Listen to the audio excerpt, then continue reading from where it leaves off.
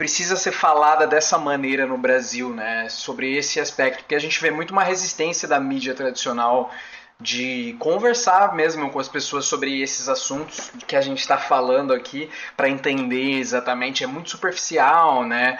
Aí tem o exemplo clássico do Guga Chakra que falou que ele não pode comentar sobre isso, né? Apesar dele sempre tweetar sobre, mas o cara tá lá e falou que ele é de Nova York, ele não pode comentar sobre a Bolívia. E não é só ele, não quero jogar a culpa no colo de um cara, nem cancelar ninguém. Eu só acho que o que eu tô querendo dizer aqui é a nossa mídia brasileira tem uma resistência de enxergar esses fatos, né? Essa construção histórica do que está acontecendo, né? De cada um dos jogadores políticos desses países aí que vocês mencionaram, né? Seja na OEA, seja na Bolívia, seja no Chile ou no Uruguai.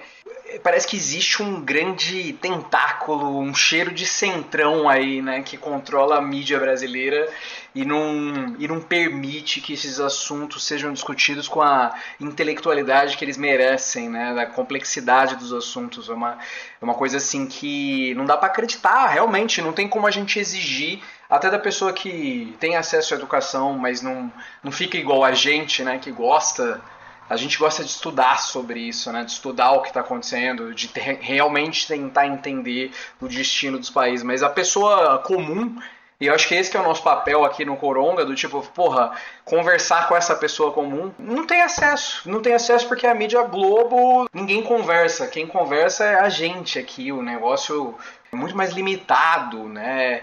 Então, é isso. Queria ouvir um pouco a perspectiva de vocês sobre isso. Eu acho que mais do que uma resistência por não tratar desses fatos, tem um esforço por, nos momentos em que tratar de uma maneira quase que pejorativa, né? Bolivarianismo se transformou num negócio obscuro de tentar colocar todos os governos progressistas da América Latina como bolivarianista, e isso é algo negativo. Então, não tem nenhum esforço de explicar de onde vem o ímpeto bolivarianista, o que representa o bolivarianismo para esses países, né?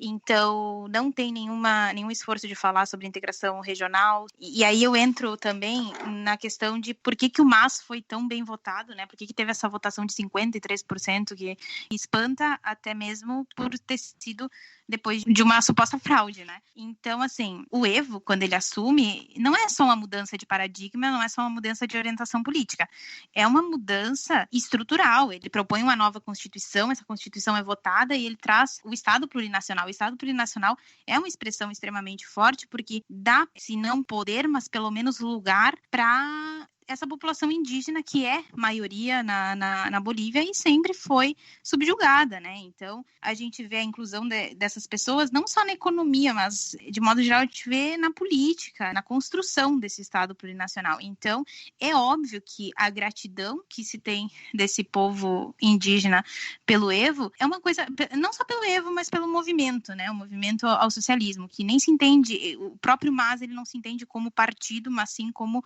um movimento de várias lideranças sociais. Então, a gente, dentro do MAS, a gente tem várias vertentes, né? A gente tem vertentes mais urbanas, a gente tem vertentes mais campesinas, como eles chamam, sindicalistas. O próprio Evo vem de uma vertente sindicalista, o Arce já não tanto, né? Vem de uma ala mais conciliadora, vamos dizer assim, né? Então, eu já vi, por exemplo, editorial de jornais da imprensa brasileira falando sobre como o Arce tem um discurso mais ameno, mais pacífico e tudo mais. Então, quer dizer, a figura do Evo ainda é vista como agressiva. E eu já tive a oportunidade, por exemplo, de assistir o Evo ao vivo falando. E o Evo, se tem uma coisa que ele não é agressivo, entendeu? Nem na fala, nem em nada. Renunciar a mi cargo de presidência. ¿Por qué decidí esta renuncia? Para que Mesa y Camacho no sigan persiguiendo a mis hermanos, dirigentes sindicales, para que Mesa y Camacho no sigan quemando las casas del gobernador del MAS en Oruro, Chuquisaca.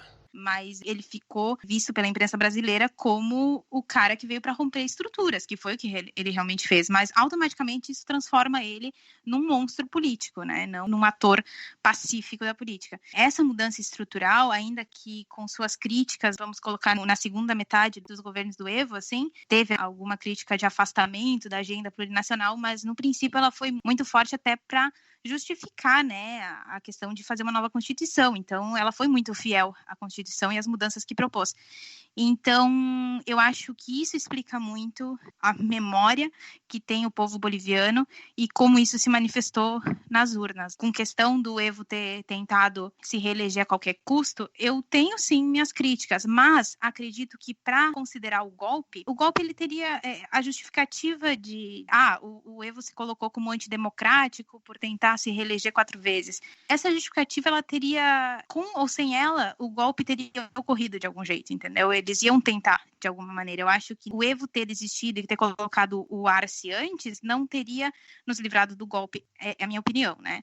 Alguns analistas podem discordar. Enfim, eu acho que o que a gente viu agora nas urnas explica essa força e de onde vem essa representatividade e esse vínculo que se tem com o movimento ao socialismo na Bolívia. Eu acho que se ganhasse, não seria o Arce, a candidata já estava meio que moldada, seria a Gabriela Montanho, se eu não me engano, e ia se lançar e tal, só que ficava já nessa gestação de golpe, né? Porque um golpe não se gesta de um dia para o outro. Então já vem um acúmulo de tensões já caminhando para uma eleição que não vai ser tranquila, mesmo se fosse com Evo, sem Evo, quem é que fosse. O MAS ia sofrer uma atenção de qualquer maneira. E provavelmente a grande questão é que poderia perder também, né?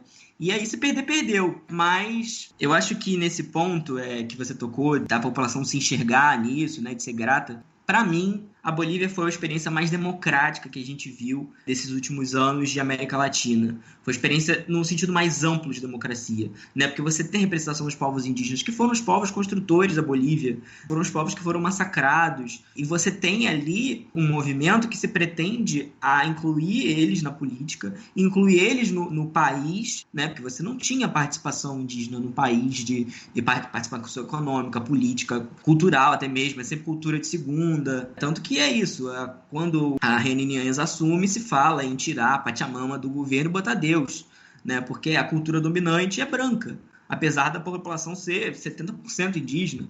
Então você tem ali uma construção de um movimento muito avançado, que eles chamam de socialismo comunitário do bem viver, que é a forma como o Álvaro Garcia Linera, que era o vice-presidente do Evo, trata o processo. E tem um livro dele que é muito legal, que é o Tensões Criativas da Revolução. É um livro bem curtinho, 70 páginas, eu acho.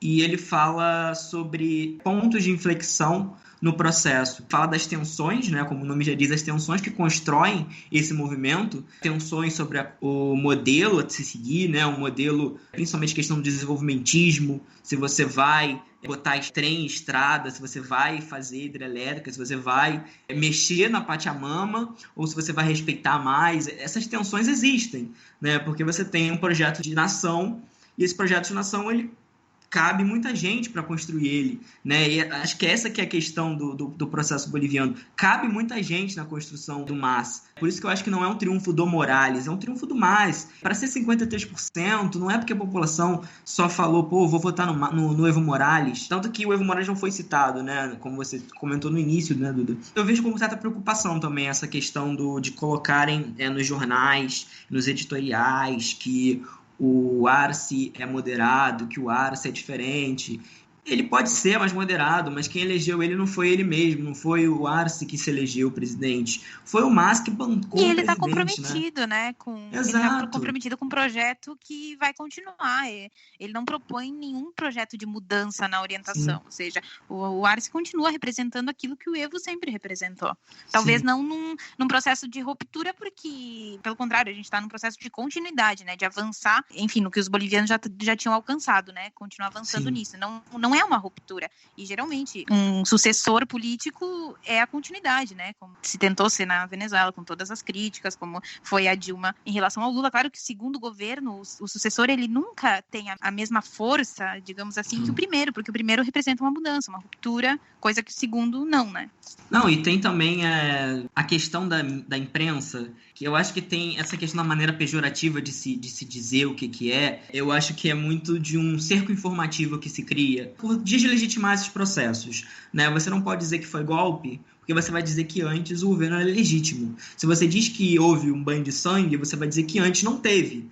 Então, essas questões é para enfatizar essa criminalização de um modelo alternativo ao que a gente tem, que não está funcionando em alguns lugares, né? Se a gente olhar o Brasil, cara, o que a gente tem nesse governo hoje é a volta da fome no Brasil, sabe? Que é uma coisa que é básica, é a pessoa ter direito ao que comer, não é nenhuma experiência socialista você dar comida para as pessoas. Quer dizer, no caso, acaba que muitas delas foi, né? Você dar comida para as pessoas é o primeiro passo, mas você não está fazendo uma quebra nos bancos se você dá o que as pessoas comerem. Então, é um choque muito forte você mostrar que é possível ter um modelo que inclui os indígenas, é possível ter um modelo democrático que converse com a população desde da parte de baixo, né? Porque você via indígena mobilizado do interiorzão da Bolívia. Não era só El Alto, que El Alto é a principal cidade indígena da Bolívia, né? Que é do lado de La Paz, tem influência urbana grande, de uma certa maneira, desce para La Paz, então se mostra. Mas não é só isso, você tem no interior de Oruro, você tem indígena mobilizado. Então é um processo muito orgânico também, muito interiorizado, e eu acho que é isso que traz essa vitória. Não se vence só no discurso, né? Não se vence só no dizendo que foi golpe na Bolívia. Não foi isso que venceu. Né? Foi as pessoas vendo que voltou a sofrer com não ter comida na mesa.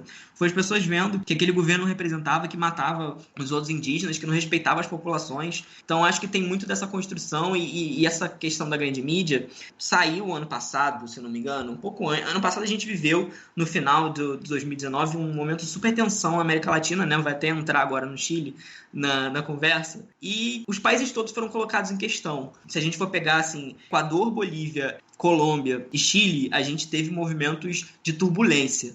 E se a gente pegar uma pesquisa, se não me engano, da Ipsos, com pessoas pensantes da imprensa, colunistas, essas coisas, comentaristas e colunistas da imprensa da América Latina, se a gente for pegar quem são os mais bem avaliados presidentes da América Latina, todos eles perderam ou tiveram alguma grande golpe em cima deles. Você tinha o mais bem avaliado, acho que era o Pinheira, o segundo era o Tabaré Vázquez, o terceiro era o Lenín Moreno, e todas as figuras foram postas em questão, né? Até o Tabaré Vázquez perdeu no Uruguai. Então, o que essa mídia latino-americana, eu não acho que nem só brasileiro o problema, o que essa mídia latino-americana representa das populações, você não consegue nem dizer quem é o melhor presidente com base no que as populações pensam. Se você diz que o melhor presidente da América Latina é o Sebastián Pinheira, logo depois tem uma mobilização estrondosa no Chile, tem alguma coisa errada nessa avaliação da grande imprensa, tem alguma coisa errada no que está sendo passado nas emissoras de televisão, no que está sendo transmitido, né? Então, acho que esse é um ponto crucial para se entender quem é que está fazendo essa mídia na América Latina. E aí, aproveitando para entrar no Chile, né, com esse assunto quente da mídia, algumas igrejas pegaram fogo lá, né, e aí teve toda uma discussão da extrema-direita se utilizar disso como... Nossa, olha isso, os caras são terroristas e tal, sendo que não, né, no fim do dia era uma igreja que era um reduto da ditadura, né, acontecia tortura ali na época da ditadura do Pinochet e foi uma manifestação realmente de ruptura do povo, né. E aí entrando no Chile, para vocês falarem um pouco, no ano passado aconteceu enormes movimentos de mobilização social, né, exigindo uma mudança profunda no modelo neoliberal que foi... um modelo econômico imposto pela ditadura chilena que continuou na sua fase democrática, né? E aí isso se soma ao período do nova constituinte que está ocorrendo lá no Chile e vai ser votado no plebiscito dia 25 de outubro para aprovar ou rejeitar a convocação de uma nova constituição. E aí, gente, a constituição é a lei maior do país, né? É o contrato entre o povo, entre nós e o Estado, né? O conceito de Estado, assim. Então é isso que o povo chileno conseguiu fazendo na rua.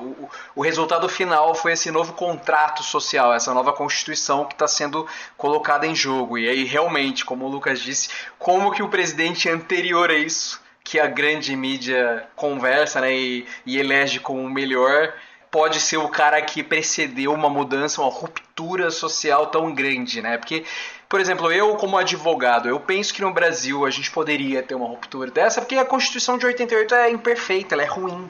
Dava para melhorar muita coisa aí, muita coisa que inclusive pessoas de direita reconhecem como ruins, né? Todo esse entrave da política, do político estar protegido com N camadas, caso ele faça as coisas mais absurdas, como a própria família Bolsonaro, né? Que é miliciana, declarada, é uma coisa absurda e nada acontece porque eles estão protegidos ali. E o Chile está passando por essa fase, eles estão conseguindo, né? depois de tudo, depois de verem que não funcionava o modelo que hoje a gente vê N jornais falando que era o melhor